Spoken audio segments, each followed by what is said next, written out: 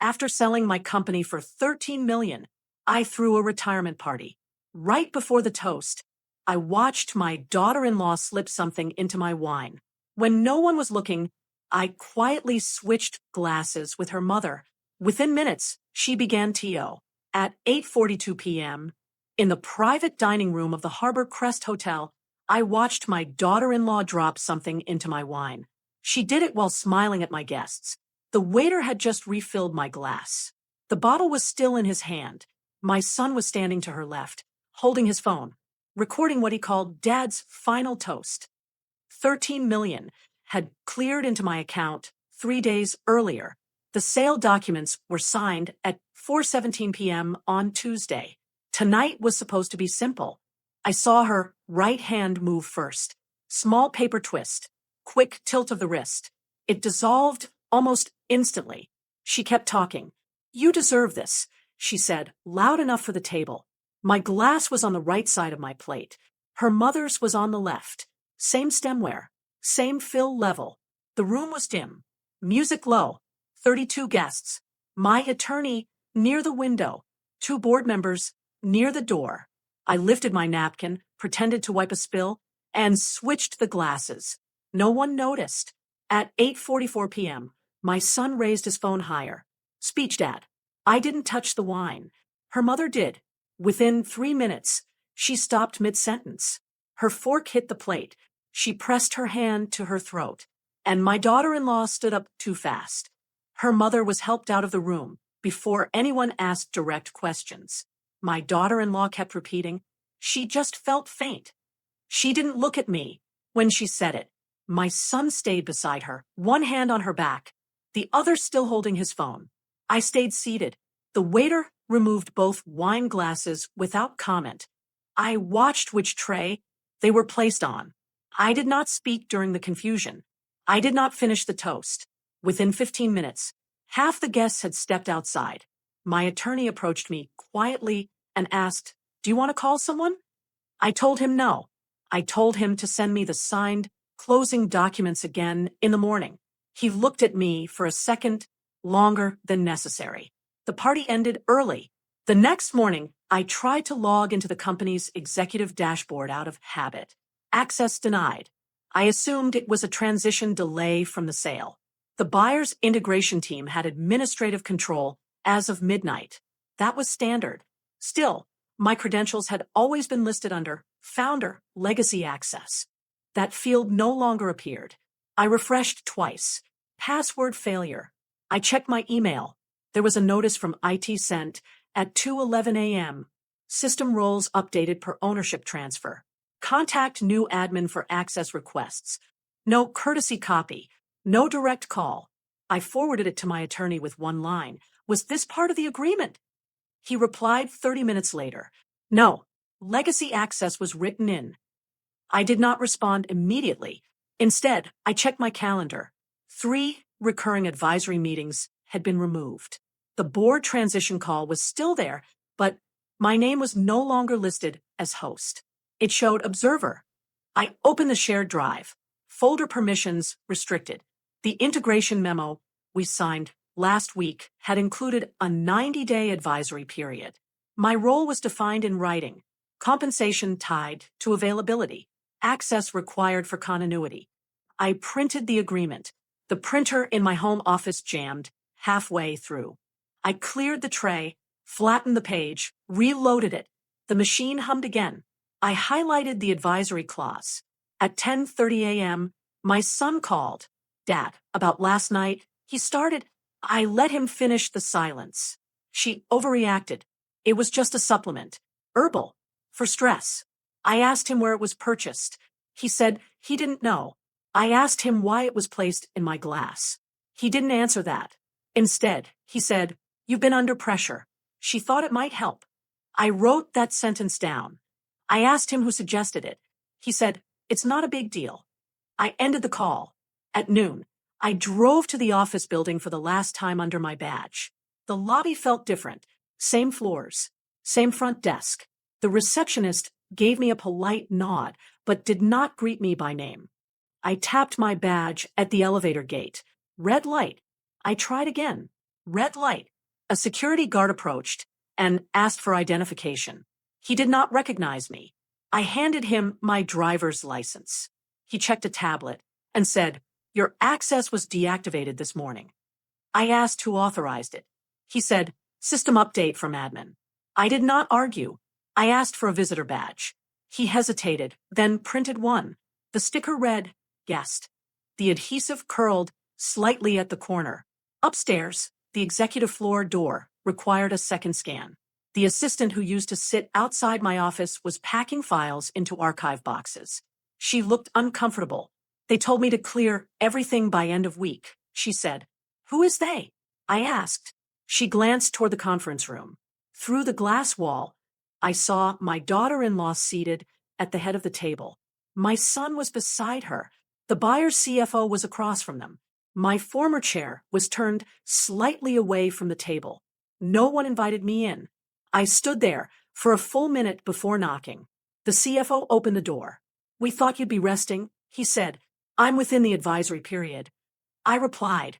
He nodded slowly. "We're reviewing structural roles." I asked why my access had been revoked. He said it was a temporary systems alignment. I asked if that included removal from internal threads. He didn't answer directly. Instead, my daughter-in-law spoke. "We need clean authority lines now." She used the word authority. I asked her what authority she held in operational systems. She said, "Advisory influence." I looked at the printed agreement in my hand. It defined advisory influence differently. I placed a copy on the table. No one touched it. The room stayed quiet longer than comfortable. I noticed my calendar notification ping on my phone. The board transition call had been moved up by 2 days. Location changed. New invite list. My name absent. I screenshotted it. I left the room without raising my voice. Back in my office, the file cabinets were unlocked. 3 folders missing. The acquisition escrow file was still there. The compliance binder was not. I took photos of the shelves. The assistant returned with a cardboard box. They said personal items only. I removed the framed incorporation certificate from the wall. The glass had a small crack in the lower corner I hadn't noticed before. In the hallway, 2 managers passed without stopping. Slack notifications on my phone had gone silent. I checked manually, removed from 3 channels, muted from 2. I forwarded the removal emails to my attorney. Subject line, access deviation. He called immediately this time. "Do not confront," he said. "Document."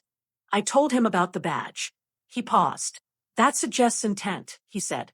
I wrote that down too. Before leaving, I checked the internal expense dashboard from my phone's limited access view.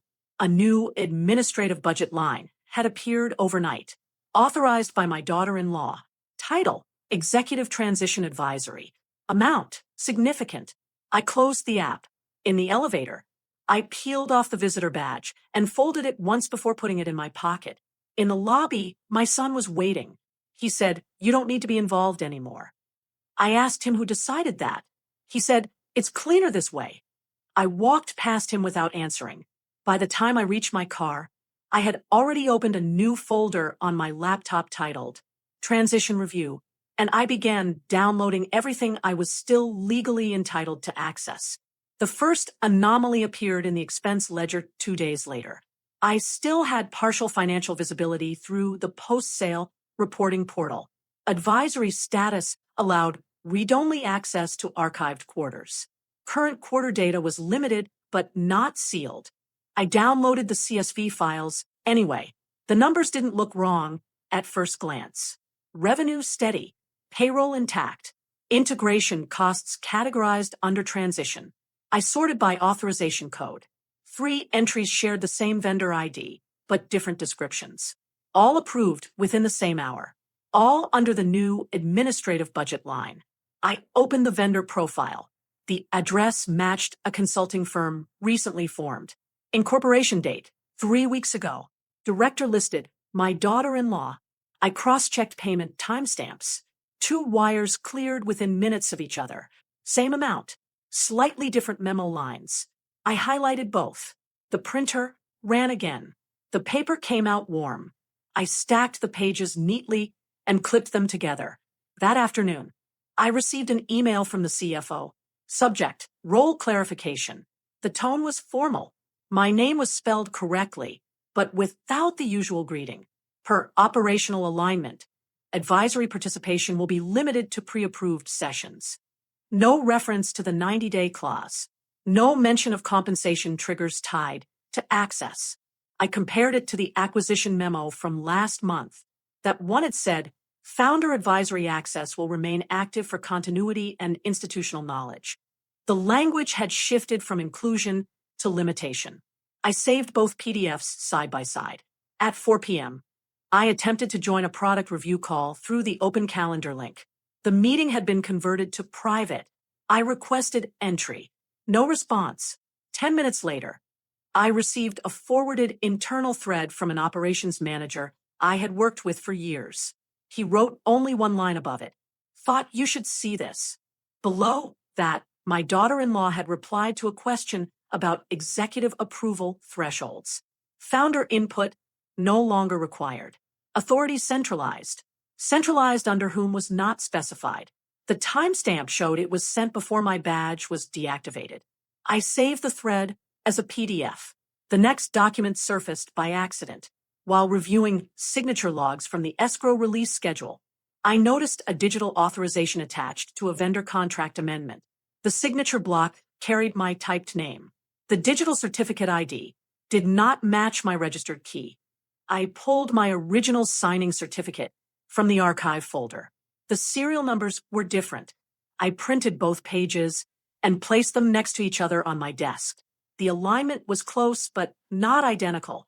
The signature slope was slightly sharper. The timestamp format differed by one character. I did not accuse anyone. I emailed the escrow officer instead. Please confirm certificate verification on attached document. No commentary.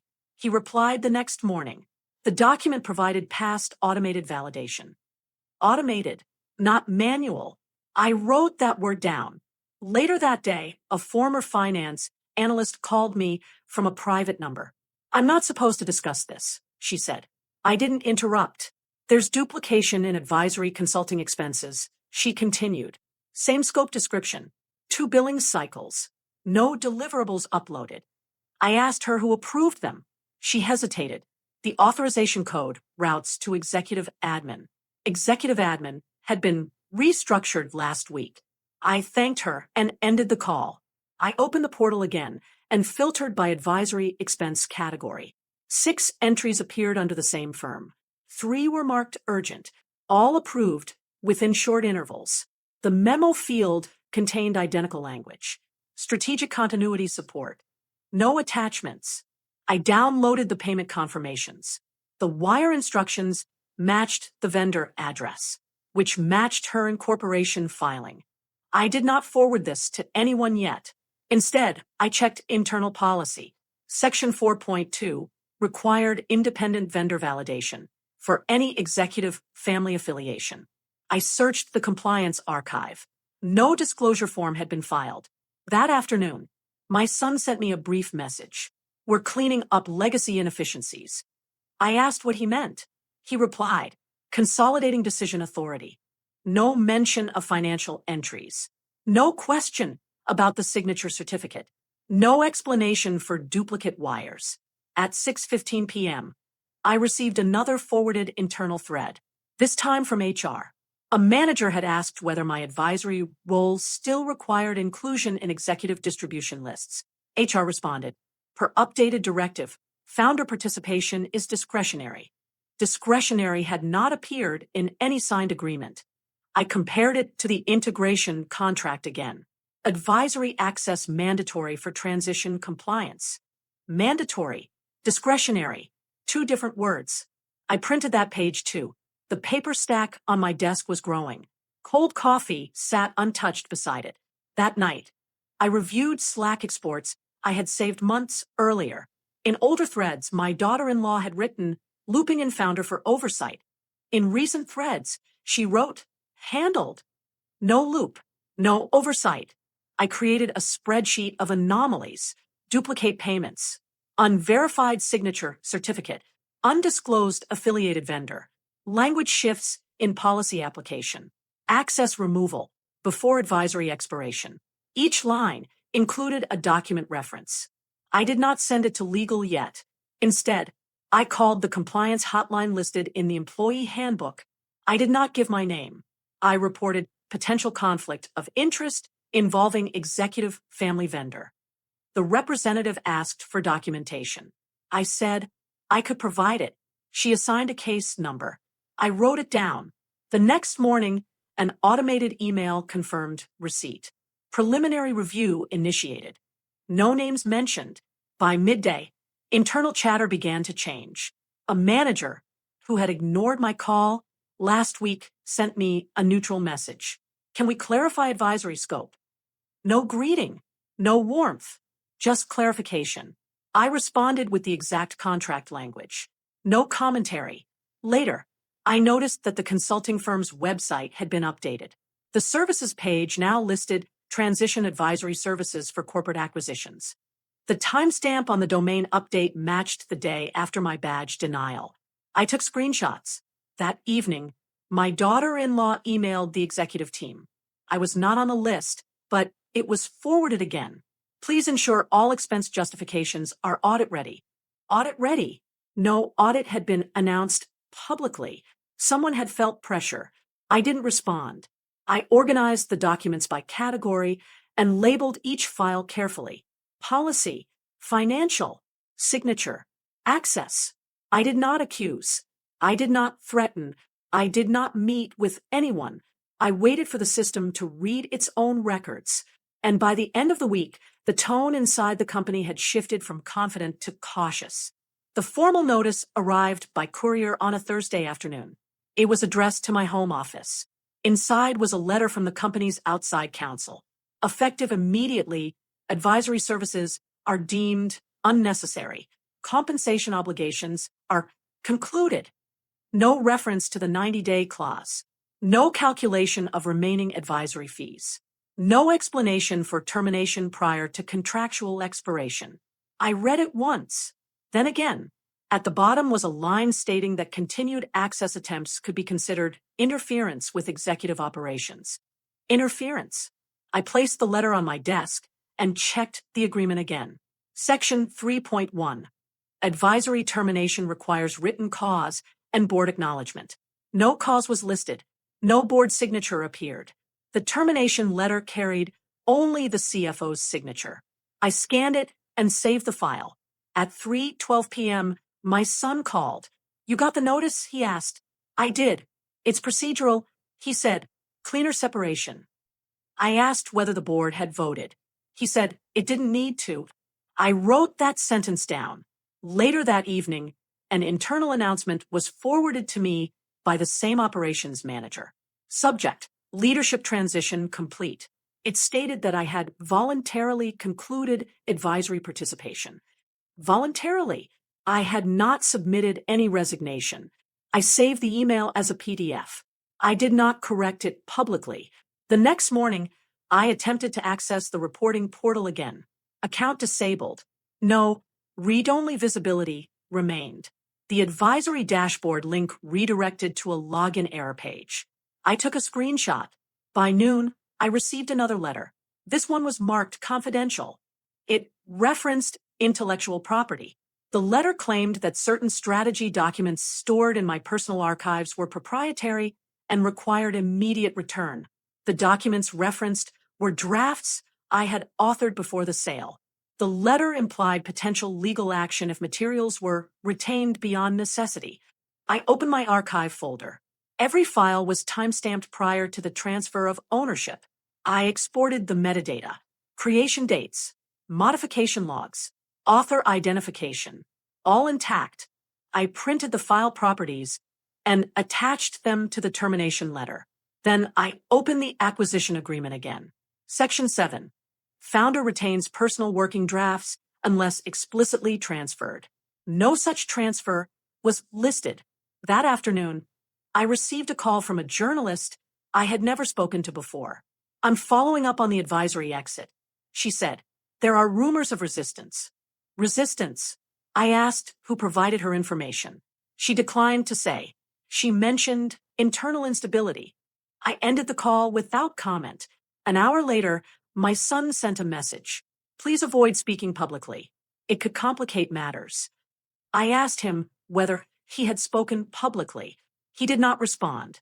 That evening, I logged into the state corporate registry. The consulting firm affiliated with my daughter-in-law had amended its filings. The business description now included executive restructuring services. The amendment date was the same day my termination letter was drafted. I saved the registry page as a PDF. The next boundary crossed came quietly. My bank's relationship manager called. There's been an inquiry regarding escrow release timing, he said. I asked who made it. He paused. Corporate counsel. The inquiry questioned whether my final payout had been calculated correctly. The calculation had been certified weeks earlier. I requested a copy of the inquiry email. He sent it. The language suggested reconciliation review. No allegation, just review. I forwarded it to my attorney with the subject line, asset challenge. He called within minutes. They're testing leverage, he said. I wrote that down.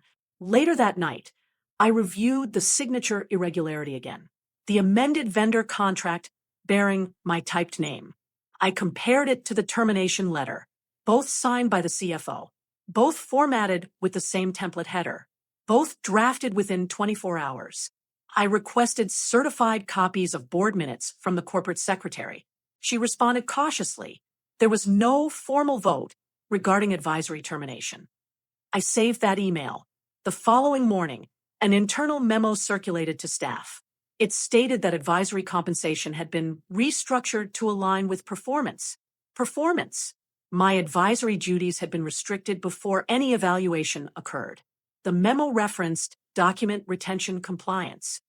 That phrase matched the legal threat letter sent to me the previous day. Spoken claim, voluntary exit, written confirmation, performance restructuring, official filing, no board vote recorded, 3 versions of the same event, none aligned. I organized them in chronological order. I did not send them to the board. Instead, I filed a formal request for arbitration under the advisory clause. No public filing. Private dispute channel. The request required submission of documentation. I attached termination letter without cause, board minute confirmation of no vote, vendor duplication records, signature certificate mismatch, escrow inquiry email, no commentary, just documents. 2 days later, corporate counsel responded. They requested clarification of alleged procedural concerns. Alleged. I forwarded my original submission unchanged. By the end of the week, I noticed subtle shifts inside the company. The CFO's LinkedIn status updated to open to advisory opportunities. The consulting firm website removed one service category. The internal memo about performance was reissued with revised language. Advisory realignment per contract. Per contract. The contract they had ignored days earlier. I did not contact my son again. I did not reply to my daughter-in-law. I continued collecting records. Every version of every statement. Every timestamp. Every revision. I wasn't preparing for confrontation. I was preparing for comparison. And once the documents began contradicting each other in writing, I knew the boundary they had crossed would not be easy to uncross. The arbitration filing triggered a response window. 7 business days. On the second day, I received confirmation that the compliance department had opened a parallel internal review. No announcement was made publicly. The email subject read, Conflict Disclosure Assessment. It was addressed to the CFO and executive admin. I was copied. The body requested documentation of vendor independence certification and board authorization for advisory termination. 2 items, both already in dispute. By afternoon, I received a short message from the corporate secretary. Board meeting scheduled for clarification. No date listed in the message itself. The calendar invite arrived minutes later. My name appeared again as advisory participant. Not observer, participant. I saved the invite. That evening, the consulting firm website went offline. The domain redirected to a blank page. I took another screenshot. The next morning, I received a formal letter from outside counsel. The tone had changed. We acknowledge receipt of your documentation and are reviewing procedural consistency. Procedural consistency. No longer interference. No longer voluntary exit. I compared the phrasing to the earlier termination letter. Different language. Different posture. At noon, the compliance officer called me directly. Her voice was measured. We are verifying vendor affiliation disclosures, she said. I provided the state registry filing and payment records. She asked whether I had raised the concern previously. I gave her the hotline case number. She paused. That aligns with our file, she said. I wrote that down. Later that day, the escrow officer emailed again. Counsel has withdrawn reconciliation, inquiry pending internal clarification. Withdrawn. No explanation. I forwarded the message to my attorney. He responded with one word. Noted. The following morning, I received a document request from the company's legal department.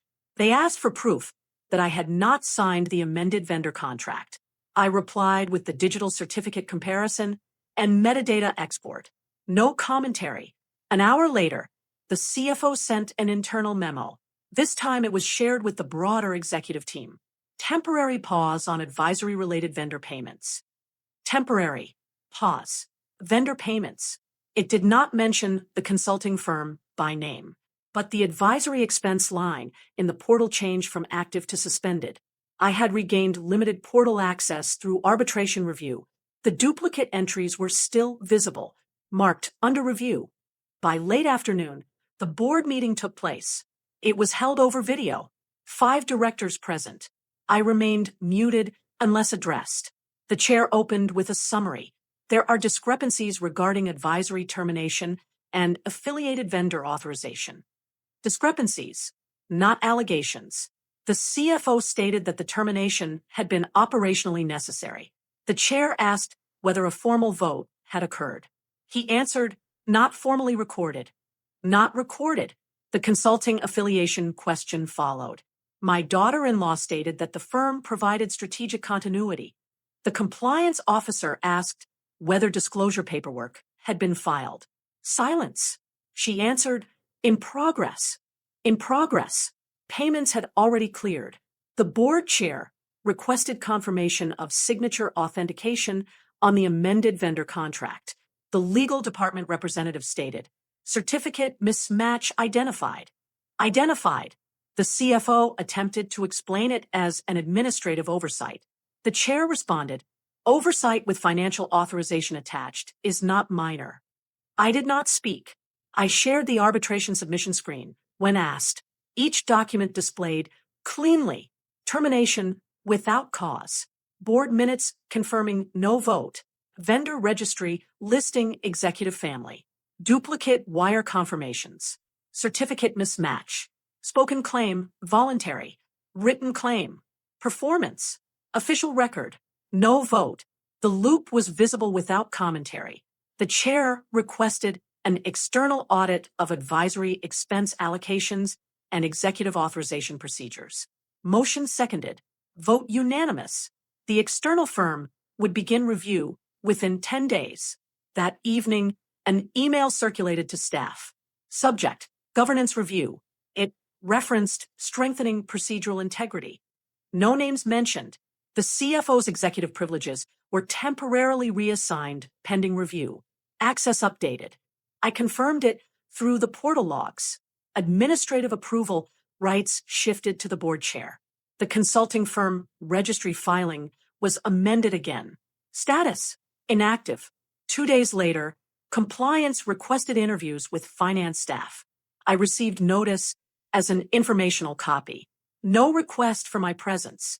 The system had begun operating independently. I noticed smaller shifts too. Slack channels reactivated my read access. An executive assistant sent me updated meeting minutes without being prompted. The HR memo referencing performance restructuring was quietly deleted from the archive. A corrected version appeared. Advisory status under contractual arbitration review. Accurate. No praise. No apology. Just correction. My son did not call. My daughter-in-law did not email. Their silence replaced earlier confidence.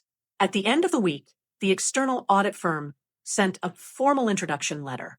They outlined scope, vendor validation, authorization sequence, signature, authentication, advisory termination compliance. I reviewed the list. Each item matched a document already submitted. The escalation had moved beyond personal dispute. It was procedural now. In the following days, I received fewer letters. No new accusations. No new threats. Instead, I received structured requests for documentation. Deadlines clear. Language neutral. The board chair sent one final note before the weekend. Thank you for your cooperation during review. No emotion attached. I closed my laptop and placed the arbitration file back into its folder. The printer remained quiet for the first time in weeks. The system was responding, and I no longer needed to push it. The audit firm began requesting documents directly from department heads. No announcement was made, but the calendar filled with short, private meetings labeled process review. My name was no longer excluded. It was simply unnecessary. The first visible shift came through email tone. The CFO's usual short directives were replaced with longer messages reviewed by legal. Sentences grew cautious. Phrases like "as discussed" became subject to verification. I watched the language tighten. 2 executive meetings were removed from the shared calendar without explanation. The recurring transition strategy call disappeared entirely.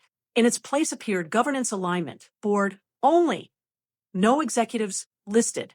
Policy documents began updating in the internal handbook. Section 4.2, regarding vendor disclosures, expanded by 3 paragraphs. A new clause required third-party certification for family-affiliated contracts. Effective immediately, the advisory termination policy was revised as well.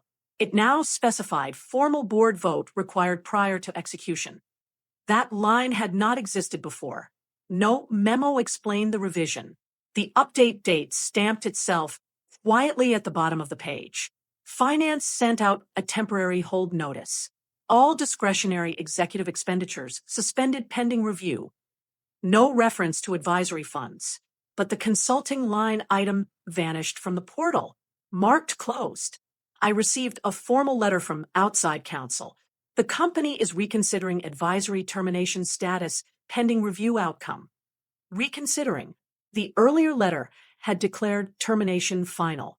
No acknowledgement of inconsistency, just a new posture. Slack activity slowed in executive channels. Messages became shorter, fewer emojis. No informal comments. 2 managers I knew were reassigned to compliance liaison roles. Their profiles updated overnight. The CFO's calendar showed reduced availability. Block time labeled audit session. No external speaking engagements listed anymore. The consulting firm's corporate registration changed status to dissolved. Filed quietly through the state portal. I saved the update confirmation. An internal communication was sent to staff late Friday. Leadership responsibilities temporarily redistributed to ensure continuity. No names attached. The following Monday, the executive admin office relocated to a smaller conference room. The large corner office remained locked. The assistant who had packed my files now worked from a different desk. She nodded when she saw me during a brief visit. No conversation. The arbitration panel sent acknowledgement of compliance cooperation. The language read, material discrepancies under review. Material, not minor. Board minutes were circulated to directors only. One was forwarded to me by accident. It documented a unanimous decision to retain external counsel for governance assessment. The word governance appeared 4 times. My son's internal title remained unchanged for now, but his name no longer appeared in expense authorization logs. Authority reassigned. The system had begun distancing itself. No confrontation occurred. No raised voices. Just calendar edits, document revisions, and reassigned permissions. The printer in my office remained silent. Cold coffee was replaced with fresh water. I checked the portal once more before closing it for the day. The advisory dashboard access had been restored temporarily. Status: under review. No commentary attached. In the hallway during one scheduled visit, I passed the CFO near the elevators. He stepped aside without speaking. No eye contact. The collapse was not loud. It was administrative. The external audit concluded 6 weeks later. The summary was brief. Procedural irregularities confirmed. Vendor conflict validated. Advisory termination invalid. No dramatic language, just findings. The board issued a corrective notice the same afternoon. Advisory status reinstated for the remaining contractual period. Back compensation scheduled. Executive authorization protocols reassigned permanently. No one used the word fault. My access was restored the next morning. A new badge was printed at reception. The plastic felt thinner than the old one. My photo slightly off-center. The receptionist asked me to sign a reactivation form. I did. Upstairs, my former office had been reassigned. The corner desk now belonged to interim governance. I was offered a smaller workspace near the advisory conference rooms. I accepted without discussion. A folding chair sat beside the desk until facilities replaced it later that week. My name returned to the calendar invite for the quarterly strategy meeting. No title attached, just my name. I attended. The room arrangement had changed. Chairs spaced wider apart. Fewer laptops open. Legal present. The CFO was no longer at the head of the table. An interim finance officer led the agenda. My daughter-in-law did not attend. Her internal profile had shifted to on leave. No explanation circulated. My son sat 2 seats down. He avoided direct engagement. When discussion turned to advisory integration, he kept his eyes on the printed packet in front of him. I contributed only when asked. Short answers. Contract references. No commentary. The meeting ended on schedule. No one lingered. In the hallway afterward, I passed him near the elevator bank. For a moment, we stood within arm's reach. He adjusted his jacket cuff. I checked my watch. The elevator doors opened. We entered separately, different floors. No words exchanged. Back in my smaller office, I placed the reinstatement letter in a drawer. The printer hummed briefly as I printed the updated advisory timeline. 90 days remaining. I marked the end date on my calendar. No extensions requested.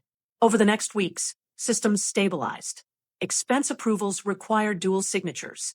Vendor disclosures uploaded automatically. Compliance held monthly review sessions. I attended remotely. Cold coffee was replaced by water most days. Slack notifications returned to a manageable level. No one referenced the party again. No one referenced the wine. My advisory period ended quietly. On the final day, I returned the reissued badge to reception. The adhesive label peeled cleanly. I signed the exit confirmation line. No gathering, no toast. As I walked through the lobby one last time, my son exited the parking garage. We crossed paths near the glass doors. He slowed slightly. I did not. No eye contact. No acknowledgement. The doors opened. The street noise carried on. Life continued. That was enough.